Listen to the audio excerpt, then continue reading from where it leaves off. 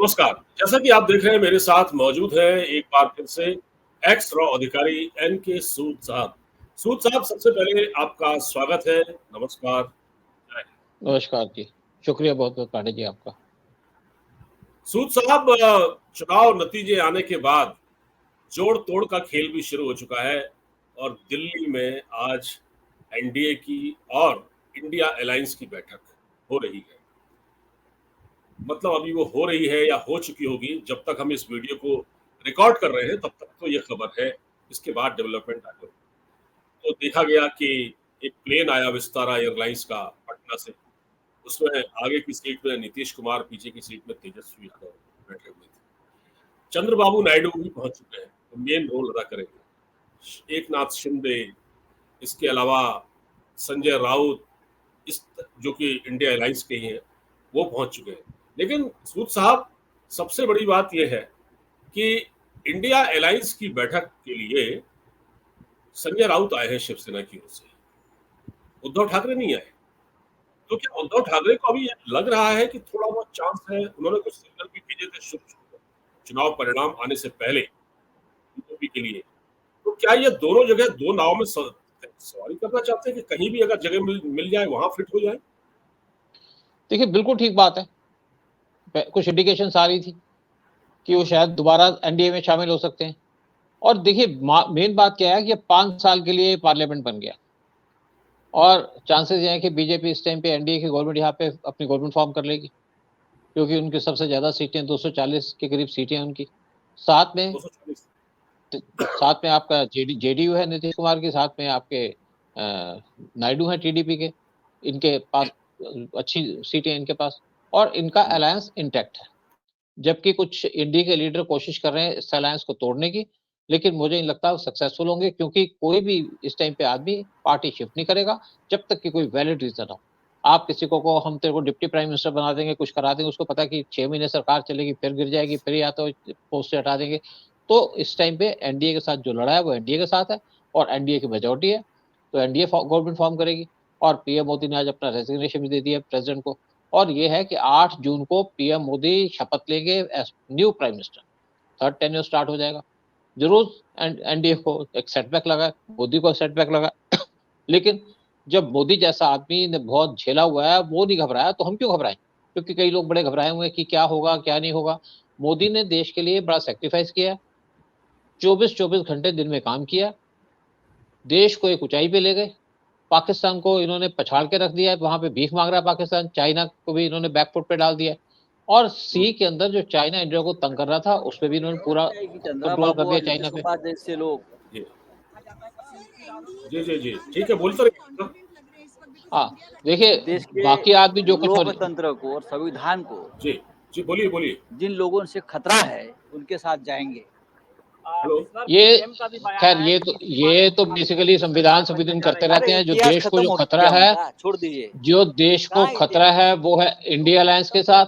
India alliance anti national है, India alliance देश को तोड़ना चाहता है। इंडिया अलायंस अगर आ जाता है तो देश को बर्बाद कर देगा। कांग्रेस ने देश को बर्बाद किया था, और मोदी एक हाइट पे ले जाए देश को। ये कुछ भी कहते रहे, संजय राउत कुछ भी कहते रहे, इनकी कोई समझ की बात तो करते नहीं, अकल की बात तो करते नहीं। और एक ये जेल में गए हुए थे, इनकी आवाज बंद कर दिएगा तो लोकतंत्र को और संविधान को इसको आवाज बंद करेंगे तभी पांडे जी मैं बोल पाऊंगा। जी, बंद हो गई सर आवाज, मैंने हटा दिया। तो ये बेसिकली ये खतरा इस देश को इनसे है। यहाँ पे जब बैठे थे उद्धव ठाकरे की जब गवर्नमेंट थी, तो यहाँ पे सुशांत सिंह राजपूत का मर्डर हुआ, 20 और लोगों का मर्डर हुआ। यहाँ पे जो उस टाइम पे अंडरवर्ल्ड था पूरा एक्टिव हो गया था, इनकी वजह से एक्टिव हो गया था। और ये जो अलायंस था कांग्रेस का, शरद पवार का, और यहाँ पे उद्धव ठाकरे का, इन्होंने बॉलीवुड के अंदर पूरी घुसपैठ कर ली थी अंडरवर्ल्ड की। सुशांत सिंह राजपूत के ऊपर कभी बोलेंगे? क्या है? देश को खतरा इनसे था और देश मजबूत बना। फडणवीस ने वैसे भी कह दिया कि मैं पूरी रिस्पॉन्सिबिलिटी लेता हूं जो कुछ भी वहां पे हुआ। एक्चुअली फडणवीस की बात नहीं है, मुंबई के, महाराष्ट्र के लोग कुछ नाराज भी थे बीजेपी से। उन्होंने कहा फडणवीस इतने अच्छे चीफ मिनिस्टर थे, उनको क्यों गद्दी से हटा दिया गया। और अब मुझे लगता है कि फडणवीस को दोबारा गद्दी पे बिठा दिया जाएगा, क्योंकि जिस स्टेट के अंदर नुकसान हुआ है वहां के चीफ मिनिस्टर को हटाया जाएगा। स्पेशली आपके राजस्थान के चीफ मिनिस्टर, क्योंकि वो वहां पे सिचुएशन को संभाल नहीं पाए, और दूसरा महाराष्ट्र के चीफ मिनिस्टर शिंदे, इनको हटा करके वहां पे फडणवीस को बिठाया जाएगा और देखते हैं किसको बिठाते हैं राजस्थान के अंदर। इन 2 स्टेट के चीफ मिनिस्टर को हटाया जाएगा और तीसरा जो सीएम जिसको हटाने की बात चल रही है वो है हरियाणा का, क्योंकि वहां पे हरियाणा के पुराने चीफ मिनिस्टर कुछ नहीं कर सके और जो नए चीफ मिनिस्टर वो भी सिचुएशन को कंट्रोल नहीं कर सके। और देखिए यूपी के अंदर जो मैंने कहा इशू हुआ है वो बेसिक इशू है कि जो गलती की है नड्डा ने या उनके एडवाइजर्स ने कि यूपी के अंदर इन्होंने मायावती को इग्नोर कर दिया। अगर मायावती को ये सिर्फ इसी में लगे रहे कि मायावती अखिलेश साथ थे पिछली बार और तब भी वो सीटें नहीं जीते, लेकिन अगर ये मायावती को साथ लाते जो ये इशू उठा दिया था इंडिया अलायंस ने, जिन्होंने यहाँ पे गड़बड़ी करने की कोशिश की, झगड़ा करने की कोशिश की कि यहाँ पे रिजर्वेशन को कैंसिल कर दिया जाएगा, उसकी वजह से जो शेड्यूल कास्ट है वो हट गए। और फिर वहां पे यूपी के अंदर एक और प्रॉब्लम थी, ये कहा जाता है राजपूत जो 10% है वो नाराज थे कि उनको रिप्रेजेंटेशन नहीं दी गई, तो जो सीट सिलेक्शन का काम है उसमें गड़बड़ी की गई। और दूसरी बात है कि जो हमारी कंट्री के लोग हैं उनको मंदिर से कोई लेना देना नहीं है, उनको मुसलमान कंट्रोल कर ले उससे कोई लेना देना नहीं है, उनको चाहिए कि उनके आदमी को बिठाया जाए एज एमपी। देखिए कितनी छोटी सोच है, मतलब यहाँ पे मुसलमान कब्जा कर लें कोई प्रॉब्लम नहीं है इनको। और यही प्रॉब्लम इंडिया अलायंस की है, वो चाहते हैं कि मुसलमानों को रिप्रेजेंटेशन दी जाए, माइनॉरिटी के अंदर मुसलमानों को रिजर्वेशन दी जाए, मुसलमानों को यहाँ पे नंबर 1 का माना जाए और जो मेजॉरिटी के हिंदुओं की जो जायदाद है उसकी जायदाद को मुसलमानों को बांट दिया जाए। ये इनकी सोच है और जो लोग इनकी बात नहीं समझते, आप क्या सोचेंगे क्या करेंगे देश के लिए? कोई बात नहीं, लोग ना समझे तभी तो हमारा देश इतनी साल में तो गुलाम के अंदर है, गुलामी रही यहाँ पे। पहले यहाँ पे मुगल आ गए, मुगल से पहले यहाँ पे इन्वेडर्स आ गए थे और मुगल के बाद यहाँ पे अंग्रेज आ गए इंडिया को रूल करने के लिए। ऐसे लोगों की वजह से जो राजपूत हैं वो कहते हैं कि वो देश के लिए लड़ते हैं, बड़े लड़ाई वाले हैं, बड़े स्वाभिमान लोग हैं, उनको सीट चाहिए, सीट नहीं दोगे तो वोट नहीं देंगे। और जो शेड्यूल कास्ट बैठे हैं जिनको यहाँ पे 10 साल के बाद यहाँ पे रिजर्वेशन खत्म करनी चाहिए थी, 75 साल तक यहाँ पे रिजर्वेशन चल रही है, फिर भी उनका पेट नहीं भरा और फिर रिजर्वेशन के इशू के ऊपर कहते हैं कि हम वोट नहीं देंगे पीएम मोदी को, कोई इनको बहका दे तब वोट नहीं देंगे। और देखिए पीएम मोदी ने सबको बांटा, सबको दिया, सबके घर बनाए और बहुत सी जगह जहाँ मुस्लिम के घर बनाए, एक ऐसी जगह है जहाँ पे 200 के करीब मुस्लिम के घर थे और सबके वहां पे घर बने, एक भी वोट बीजेपी को नहीं गई। तो पीएम मोदी को अपनी पॉलिसी को सोचना पड़ेगा। रामपुर की बात कर रहे हैं सर आप, रामपुर की बात, शायद रामपुर की बात है। तो पीएम मोदी को सोचना पड़ेगा, तो पीएम मोदी को सोचना पड़ेगा कि हम क्या इस टाइप की पॉलिसी बनाएं। इसके बजाय अगर वो पैसा खर्चा किया होता देश की प्रोग्रेस के लिए तो ज्यादा अच्छा होता, अफसोस भी ना होता। तो पीएम मोदी को अपनी जो पॉलिसीज हैं उनको सोच देनी पड़ेगी, रिवाइज करना पड़ेगा। ज्यादा अच्छा बन के आपको कुछ नहीं मिलता, आप अच्छे बनिए, देश के लिए सोचिए, लेकिन अगर यहाँ पे मुसलमानों के लिए सोचेंगे, मुसलमानों को एक पैरिटी देंगे हिंदुओं के साथ, तो मुसलमान तो आपके साथ ही खड़े होंगे। यहाँ पे दिल्ली के अंदर केजरीवाल क्यों चल रहा था?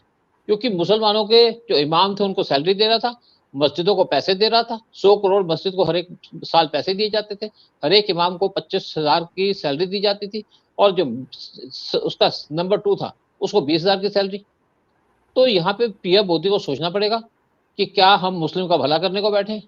कोई भी चीज ठीक है, हम पार्शियलिटी नहीं कर सकते, लेकिन पीएम मोदी को स्पेशली कुछ ऐसी चीजें करनी पड़ेंगी जिससे कुछ ऐसी चीज हो जिससे लोग खुश रहें, लोगों का भला हो। सिर्फ इनके घर बना करके देना, इससे मुसलमान वोट नहीं देगा। और साफ सी बात है कि अगर आप वोट नहीं दोगे जो आपको घर देता है तो किस चीज का फायदा देना उसको? सूद साहब एक बात बताइए, अयोध्या में राम मंदिर बना दिया इतना भव्य, ठीक है, अयोध्या में इतना बड़ा शानदार एयरपोर्ट बना दिया, दुनिया भर से वहां की कनेक्टिविटी होगी।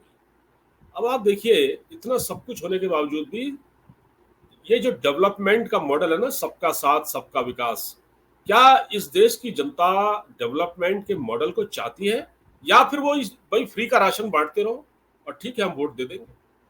तो फिर कैसे चलेगा? फिर डेवलपमेंट का बात करना बात ही बेकार है। देखिए बात यह है, डेवलपमेंट तो करनी है, देश को चलाना है, मोदी तो देश की सेवा करने आए। देखिए मोदी ने वहां पे अगर मंदिर बनाया, मैंने जैसे पहले कहा था कि वहां पे लोगों ने वोट क्यों नहीं दी, मंदिर बन गया, वहां पे डेवलपमेंट का काम शुरू हो गया, लेकिन जो छोटे छोटे लोग थे, छोटे कारोबारी थे, उनको नहीं फायदा हुआ, क्योंकि उन्होंने जो जगह ले रखी थी, बड़े बड़े जमींदारों की जगह ले रखी थी, बड़े बड़े जो वहां पे पुजारी हैं उनकी जगह ले रखी थी, उनके बहुत यहाँ बड़े बड़े जगह है उनके पास, तो वो छोटा छोटा किराया लेके काम करते थे। लेकिन अब उनको 1-1 लाख रुपए दे दिया कि आप जाओ, क्योंकि आपको उसने कह दिया आपको जगह खाली करनी पड़ेगी, क्योंकि यहाँ पे अब डेवलपमेंट हो रही है, सड़कें चोरी हो रही हैं, तो वो नाराज थे। वो मेन वोटर से वो नाराज हो गए कि हमारे लिए तो कुछ नहीं है, सब बड़े बड़े सब कुछ बांट के ले गए। तो कोई बात नहीं, एक झटका लगा है पीएम मोदी को, और मुझे लगता है पीएम मोदी इसके ऊपर विचार करेंगे और देखेंगे कि किस टाइप से हमें फ्यूचर में काम करना चाहिए। सिर्फ देश की डेवलपमेंट का इशू नहीं है, देश के अंदर लोगों का कैसे भला हो, कैसे लोग वोट दें, वो भी देखना पड़ेगा। और अगर यहाँ पे जैसे जिस तरीके से यहाँ पे लोगों को टिकटें बांटी गई हैं, उसके ऊपर इनको ये भी सोचना पड़ेगा कि कास्ट का इशू तो हम इग्नोर नहीं कर सकते, क्योंकि बहुत से लोगों को जो प्रायोरिटी है वो अपनी कास्ट की है, देश चाहे भाड़ में। किसी को एक चीज रिलीजन की और प्रायोरिटी है, देश चाहे भाड़ में। सूद साहब, एक कई इस तरह का मैंने देखा था, कुछ लोग ये कह रहे हैं कि जो वोटिंग पैटर्न है उसको भी थोड़ा बदलना पड़ेगा। मतलब पैटर्न को नहीं, मतलब इस तरह का फैसला करना पड़ेगा सरकार को कि वोटिंग को मैंडेटरी बनाना पड़ेगा। अगर आप वोट डालने नहीं जाते तो आपकी या तो इंक्रीमेंट नहीं होगी, अगर आप सरकारी नौकरी कर रहे हैं प्रमोशन रोक दिया जाएगा। इस तरह के जब तक सख्त फैसले नहीं करेंगे, या आपका सिम जो है छीन लिया जाएगा मोबाइल का, इस तरह के कोई काम करने पड़ेंगे। देखिए डेमोक्रेसी में पांडे जी ऐसे नहीं चलता, ऐसे कर नहीं सकते। लेकिन देखो कुछ भी देखिए, गवर्नमेंट सोचेगी क्या करना है, कहाँ पे गलती की है, इस पे विचार तो करेगी, और विचार में कहाँ गलती हुई है। जैसे आप देखिए कि यहाँ पे राजस्थान के अंदर वसुंधरा राजे ने पूरा नुकसान कर दिया, और ये भी कहा जाता है कि वसुंधरा राजे के जो कैंडिडेट थे जो उसने खड़े करने थे, उनको टिकटें नहीं दी, क्योंकि वसुंधरा राजे के से कुछ इनको एलर्जी है, या उसको पीएम मोदी से एलर्जी है। तो जो पिछला इलेक्शन था, जो यहाँ पे असेंबली का इलेक्शन हुआ था, तो वसुंधरा राजे को टोटल इग्नोर किया गया था। एंड के टाइम में उसको लाया गया, और उसकी वहां पे पकड़ भी है सब कास्ट और सब चीजों के ऊपर। और कहते हैं कि अगर उसको जल्दी लाया जाता तो कांग्रेस को जो 70 सीटें मिली थी असेंबली के अंदर, वो भी ना मिलती, 40 के ऊपर अटक जाते। और यहाँ पे जो कैंपेनिंग की लोकसभा के लिए, यहाँ पे भी उसके कैंडिडेट्स का नाम काट दिया गया, जो उसके क्लोज थे उनका नाम काट दिया गया। अगर उनको यहाँ पे खड़ा किया जाता और वसुंधरा राजे को इन्वॉल्व किया जाता, तो पॉसिबिलिटी ये है कि राजस्थान के अंदर कम से कम इनको 10 ज्यादा सीटें मिलती, ये भी एक बात है। और महाराष्ट्र के अंदर जो मेन नुकसान किया वो गडकरी ने किया। वो पहले पिछले बार भी 2018 के अंदर भी गडकरी पीएम बनना चाहता था, लेकिन उसको इन्होंने जब देखा कि उसको सपोर्ट नहीं मिल रही तो वो हट गया। फिर वो कुछ गड़बड़ी कर रहा था, बहुत से इलेक्शन के अंदर गडकरी ने गड़बड़ी की है। और अगर इनको नुकसान हुआ है महाराष्ट्र के अंदर, तो मेन जो पर्सन रिस्पॉन्सिबल है वो गडकरी। और देखिए आरएसएस का हेडक्वार्टर भी महाराष्ट्र के अंदर है। और मैंने जैसे पहले कहा कि जो यहाँ पे आरएसएस है वो किसी भी तरीके से नेशनलिस्ट नहीं है। आप इसको कोई हिंदू ऑर्गेनाइजेशन नहीं कह सकते, ये हिंदुओं के लिए नहीं सोचती। जब यहाँ पे कोविड हुआ था तो आरएसएस वाले मुस्लिम अपीज कर रहे थे, मुस्लिम अपीजमेंट का काम कर रहे थे, उनको वो बांट रहे थे, दवाइयां बांट रहे थे, या उनको माउथ कवर के वो दे रहे थे।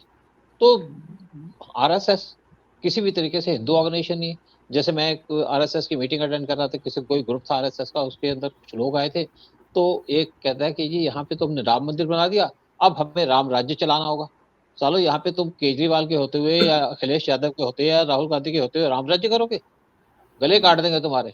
मतलब इनकी सोच ही नहीं है, थिंकिंग ही नहीं है। बुढ़े बुढ़े आदमी बैठे हैं आरएसएस के अंदर, वहां पे कोई ऐसा आदमी था किसी की टांग नहीं चलती, किसी का पैर नहीं चलता, कोई लाठी लेके आया, किसी को सुनता नहीं है, किसी की एक आंख है, कोई जवान तो आदमी बैठा नहीं हुआ था। तो आरएसएस मुझे लगता है कि टोटली इररिलेवेंट ऑर्गेनाइजेशन हो चुकी है, और सिर्फ ये नुकसान कर सकती है। लेकिन सर कुछ भी कहिए ना, आरएसएस, एक बात जरूर है कि आरएसएस और बीजेपी के बीच में बेटे और बेटी का जैसा रिश्ता तो है, ये बात सही है। नहीं, इनको बदलने की जरूरत तो पड़ती है, हर चुनाव में कंपेन करते हैं। पांडे साहब रहने दीजिएगा, आपको बड़ी गलतफहमी है, आप इनसाइडर नहीं है, आप आउटसाइडर हैं। मैं इनके साथ काम कर चुका हूँ, ये एक बार नहीं 10 बार धोखा दे चुके हैं। कोई बेटा बेटी नहीं है, ठीक है, पुराने आरएसएस के वर्कर थे। इसी इशू पे हम चलते रहेंगे कि वो बेटा है वो बेटी है, जैसे हम कहते थे रोटी और बेटी का सवाल है नेपाल के साथ, क्या चला? नहीं चलता। ये कुछ नहीं है, ये बेसिकली प्रोफेशनल लोग हैं आरएसएस के, पैसा लेते हैं गवर्नमेंट से और अपने ऐश करते हैं। पहले साइकिल पे चला करते थे, आज ये मर्सिडीज में चलते हैं। कोई ऐसी बात नहीं है, ठीक है। पीएम मोदी पहले इनके आरएसएस के वर्कर हुआ करते थे, अमित शाह इनके वर्कर हुआ करते थे, लेकिन आज वो बात नहीं रह गई है। आज आरएसएस की रेलेवेंस खत्म होती जा रही है, क्योंकि धोखाबाजी करते हैं बीजेपी के साथ। जैसे मैंने पहले कहा कि जब वाजपेयी थे तब भी उन्होंने बीजेपी को धोखा दिया, और जब यहाँ पे मोदी आए तब भी इन्होंने धोखा दिया। दिल्ली के असेंबली इलेक्शन के अंदर धोखा दिया है, महाराष्ट्र के अंदर धोखा दिया है, मध्य प्रदेश के अंदर धोखा दिया है, गुजरात के अंदर धोखा दिया है। ये धोखेबाज लोग हैं, ये कोई आप हिंदुओं की बात नहीं करते। आप इनसे बात कीजिएगा, कोई, जैसे मैंने एक से कहा कि यहाँ पे कुछ मुस्लिम कन्वर्ट होना चाहते हैं हिंदुइज्म के, कुछ आरएसएस के लोग थे, भाग गए वहां से, कहते हैं जी हम रिस्क नहीं लेंगे, तो भाड़ में जाओ तुम। आप गलतफहमी में मत रहिएगा, ये धोखेबाज लोग हैं, डबल रोग हैं, ये वो प्रोफेशनल लोग हो चुके हैं, ये अपनी ऑर्गेनाइजेशन का काम चलाते हैं, किसी ना किसी तरीके से पैसा लेते हैं, गवर्नमेंट को चाहिए इनको ऑडिट करे, कहाँ से पैसा आता है, कौन देता है इनको पैसा, और इस गलतफहमी में आकर के हम मरे जाएंगे, जैसे कि हमारा कुछ नहीं हो सकता, मुसलमान के 10 बच्चे हो जाए हम कुछ नहीं हो सकते, उसी तरीके से आप आरएसएस की बात करते हो। कोई ऐसा इशू नहीं है, मैं इनके कई अच्छा, मीटिंग से अटेंड कर चुका हूँ। हाँ नहीं आप ठीक कह रहे हैं। अच्छा, मैं ये कह रहा था सर, जैसे एक एक सवाल मेरे दिमाग में आ रहा है, आप कहते हैं आरएसएस ने काम नहीं किया, है ना? तो मध्य प्रदेश में आरएसएस का काम सर काफी अंदर तक है वैसे, और देखिए वहां क्या सफलता पांडे मिली साहब, है? और उत्तर प्रदेश में क्या हो गया सर? छत्तीसगढ़ में काम हुआ, उत्तर प्रदेश में क्यों नहीं हुआ? क्या योगी जी को हरवाया गया जानबूझकर? देखिए पांडे साहब ऐसा है, मैंने आपसे पहले कहा यूपी के अंदर जो गलती की है इन्होंने कि मायावती को इग्नोर किया, अगर मायावती के साथ अलायंस किया जाता तो कुछ नहीं होता। देखिए अगर आपका मध्य प्रदेश में काम हुआ, मध्य प्रदेश के जो चीफ मिनिस्टर थे वो भी काम कर रहे थे, और जो पिछले चीफ मिनिस्टर थे चौहान साहब वो भी काम कर रहे थे, लगे हुए थे, हाँ, और ये भी पुराने आरएसएस के लोग हैं। मैं आरएसएस की ऑर्गेनाइजेशन की बात कर रहा हूँ, मोहन भागवत की बात कर रहा हूँ, इनका एटीट्यूड डबल स्टैंडर्ड है, नीचे के लोगों की बात नहीं कर रहा, जो नीचे के लोग हैं या मिडिल लोग के कैडर हैं। और देखिए बेसिकली जो छत्तीसगढ़ के अंदर जो उनका चीफ मिनिस्टर है, उसने वहाँ के जो यहाँ पे जो लोग हैं, वहाँ के जो रूरल एरियाज के लोग हैं, उनके लिए बड़ा काम किया, वहां से उनको सपोर्ट आई है, आदिवासियों के लिए काम किया, तो आदिवासियों की सपोर्ट मिली है बीजेपी को छत्तीसगढ़ के अंदर, वहाँ के सीएम की वजह से, इसीलिए उनको सीएम बनाया गया वहां का। मैं इसलिए कह रहा हूँ कि दिल्ली के अंदर आरएसएस के लोग नहीं दिखे, कोई काम नहीं किया इन्होंने, नहीं तो आप 2019 के इलेक्शन के अंदर पार्कों के अंदर आरएसएस के लड़के घूम रहे थे, पर्चे बांट रहे थे, तो मैं इनके अंदर जाके घुस चुके देख चुका हूँ, मैं इनसे किसी भी इशू के ऊपर इम्प्रेस नहीं हूँ। मीटिंग करते हैं, आप इंदौर तिब्बत फाउंडेशन लगा रखी है, क्या करते हैं वहां पे, बात कर ली, लेक्चर दे दिए, लोगों को बिठा लिया, बुला लिया, ना तो कोई मीडिया की कवरेज ना कुछ है। क्या आप तिब्बत ले लोगे? क्या आप मानसरोवर पहुंच जाओगे? तिब्बत वाजपेयी ने चाइना को दे दिए थे कि it is part of China, शायद 2001 में जब वाजपेयी वहां गए थे चाइना के अंदर। जब आप तिब्बत का इशू खत्म हो गया तो आपने किस लिए इंडो तिब्बत फाउंडेशन बना रखी है? कोई डिमॉन्स्ट्रेशन किया आपने? कोई वीडियो कवरेज किया कि आप यहाँ मीटिंग होल्ड करें, जैसे चाइना को भी प्रेशर डालें? सिर्फ एक ऑर्गेनाइजेशन बनाई है, पैसा चार्ज किया जा रहा है, गवर्नमेंट से पैसा आ जाता है, फंड आ जाता है, किसी लोगों से पैसा फंड आ जाता है, आप यहाँ पे मीटिंग होल्ड करके चले जाते हो, ग्राउंड पे कोई काम नहीं किया जाता। मैं मोहन अच्छा, भागवत के आने के बाद आरएसएस करप्ट हो चुकी है।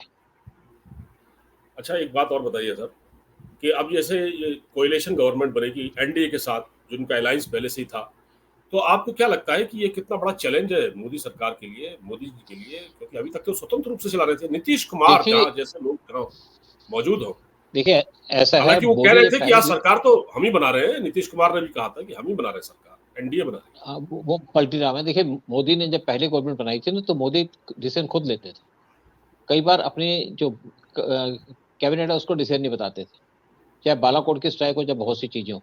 अब इनको अपनी कैबिनेट को कॉन्फिडेंस में लेना पड़ेगा, नहीं तो ये भी ऑब्जेक्ट कर सकते हैं, और यहाँ पे अपना हिस्सा मांगेंगे, अपने अपने फ्रेश मांगेंगे। चंद्रबाबू नायडू कहते हैं कि मुझे हेल्थ चाहिए, मुझे रोड ट्रांसपोर्ट चाहिए, और साथ में वो कहते हैं कि मेरे को यहाँ पे स्पीकर की पोस्ट चाहिए, तो ब्लैकमेल तो करेंगे। और उसी तरीके से नीतीश कुमार क्या मांगते हैं, मेन मिनिस्ट्री तो किसी को मिलेंगी नहीं, कोई देगा नहीं, मोदी देंगे नहीं, लेकिन मोदी कमजोर हो जाते हैं। मोदी को जो पहले इनको हौसला था या सपोर्ट थी वो कम हो जाता है, तो मोदी उस टाइप के डिसीजन नहीं ले पाएंगे। यानी कि पाकिस्तान को जिस तरीके से डील करना था, पीओके लेने की बात थी, मुझे लगता है कि वो अब जो एजेंडा है ठंडे बस्ते में पड़ जाएगा। और उसी तरीके से और बहुत से इश्यूज हैं जिसपे पीएम मोदी को इनसे कंसल्ट करना पड़ेगा या इनकी बातें माननी पड़ेगी, क्योंकि उनकी पूरी मेजोरिटी नहीं है। 240 सीटें, कोई ये नहीं है कि 2-4 सीटें कम है, 32 सीटें कम है पूरी मेजोरिटी से बीजेपी की। अगर बीजेपी पूरी मेजोरिटी में होती तो बात अलग थी, और वैसे भी ये देख चुके हैं नीतीश कुमार को, कई बार आए कई बार गए, तो आज अभी जरूर चुप हैं, कुछ दिन के बाद अपना रंग बदलना शुरू कर देंगे, इसमें कोई डाउट की बात नहीं। इसी तरीके से आप कुछ नहीं कह सकते कि आपसे किस तरीके से आपसे टीडीपी के चीफ वो डील करेंगे। और जो टीडीपी के चीफ हैं, ये जो इनकी पार्टी है टीडीपी, ये इनके ससुर की पार्टी थी, एनटी रामाराव की, और जी। इन्होंने उनको धोखा देकर के ये पार्टी बनाई थी। उनके ज़मीन के नीचे से, पैर के नीचे से ज़मीन खींच ली थी। और अब ज़रूर ये देख चुके हैं, क्योंकि एक तरीके से खुश हैं बीजेपी से, क्योंकि केसीआर की लड़की और केसीआर ने तेलंगाना के अंदर इनकी बहुत सी जो ज़मीन थी उसको हथिया लिया था। इनके वहाँ पे जो फार्म हाउस थे उसको डिस्ट्रॉय कर दिया था, और उसके बाद अब उनकी लड़की जेल में है, तो टीडीपी ये इसलिए खुश है कि बीजेपी ने केसीआर की जो लड़की है कविता को, उसको जेल में डाला है। इनका बदला पूरा हो गया, तो बीजेपी को सपोर्ट करेंगे इस चक्कर में। लेकिन इनके पास, लेकिन फिर भी ये कहूँगा कि ये अपना फ्रेश तो मांगेंगे, हिस्सा तो मांगेंगे कि क्या चाहिए, क्योंकि अब बीजेपी, ऐसा तो है नहीं कि बीजेपी की 240 से लेके 250 सीटें आ जाएंगी। हो सकता है कि जो शिवसेना है वो दोबारा से एक हो जाए, और ये उद्धव ठाकरे दोबारा से बीजेपी अलायंस ज्वाइन कर लें एनडीए का, तो बीजेपी की पोजीशन थोड़ी सी स्ट्रांग तो हो जाएगी। लेकिन वो बात नहीं है जो पीएम मोदी डिसीजन ले सकते थे अकेले, अब वो माइनॉरिटी के अंदर है, एनडीए पावर में है, लेकिन बीजेपी माइनॉरिटी में है, और बीजेपी इस तरीके से या पीएम मोदी इस तरीके से डिसीजन नहीं ले पाएंगे जो पहले लेते थे। अच्छा, एक आखिरी सवाल है सर, ये सुना जी। जा रहा है कि जो शिवराज सिंह चौहान ने वहाँ मध्य प्रदेश में बड़ा अच्छा काम किया, भले ही वो मुख्यमंत्री पद से हट गए, लेकिन वहाँ बहुत बड़ा उन्होंने काम किया और जिसकी वजह से बड़ी सफलता मिली।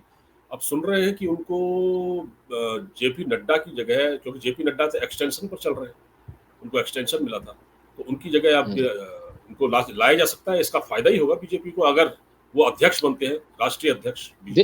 देखिए, बात ये आती है कि या तो उनको सेंट्रल मिनिस्ट्री में लाया जाएगा उनकी कैपेबिलिटी को देखते हुए, या उनको पार्टी के ऑर्गेनाइजेशन के अंदर लाया जाएगा ताकि बीजेपी को अच्छे तरीके से संभाल पाए। मध्य प्रदेश में उन्होंने एज चीफ मिनिस्टर बड़ा अच्छा काम किया था, और उसके बाद उन्होंने इलेक्शन के अंदर भी अच्छा काम किया है, अच्छे ऑर्गेनाइजर हैं। मुझे नहीं पता कि उनकी कितनी कैपेबिलिटी है इस फील्ड के अंदर।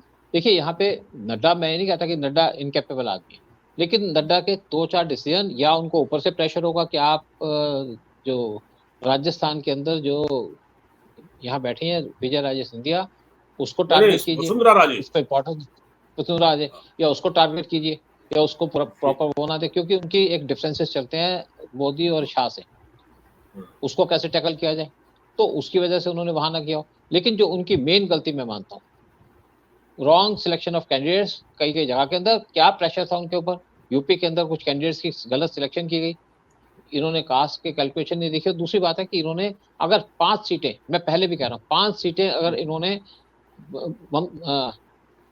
मायावती को दी होती तो यूपी के अंदर ये समीकरण न चेंज होता। बिल्कुल ठीक है, बिल्कुल ठीक है सर। चलिए, अब तो सरकार बनेगी। 8 जून को मोदी जी शपथ लेने वाले हैं, तारीख भी तय कर दी गई है और उसके लिए हलचल भी शुरू हो चुकी है। अब देखना ये होगा कि मोदी जी सरकार चला पाते हैं, किस तरह से चला पाएंगे, क्या क्या कंप्रोमाइज उनको करने पड़ेंगे, क्योंकि अभी तक तो वो इंडिपेंडेंटली चला रहे थे। नमस्कार सर, इस बातचीत के लिए। नमस्कार, शुक्रिया, thank you very much, thank you.